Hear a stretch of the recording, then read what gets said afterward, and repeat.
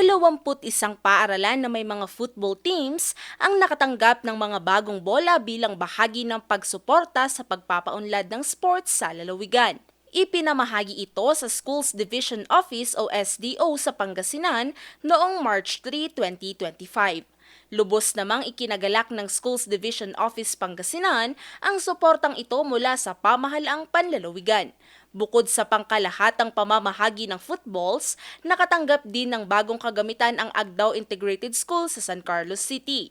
Personal itong inihatid ni Provincial Sports Coordinator Leopoldo Arnaiz sa pangunguna ni Governor Ramon V. Gico III. Kami po ay nagagalak sa binigyan niyo pong bola para sa mga atleta po namin ng football. Malaking tulong po sa amin to, Governor Ramon Guico. Gagamitin po namin to para sa mga bata po namin nang sa ganun mapanalo pa namin ang San Carlos City team po para sa R1AA.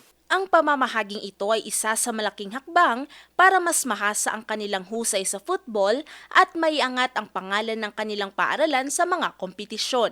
Sa ilalim ng pamumuno ni Governor Gico, patuloy ang pagpapalakas ng sports development program sa lalawigan. Naniniwala ito na ang mga ganitong programa ay hindi lamang lumilikha ng mahusay na atleta, kundi humuhubog din ng mga disiplinado at responsableng kabataan.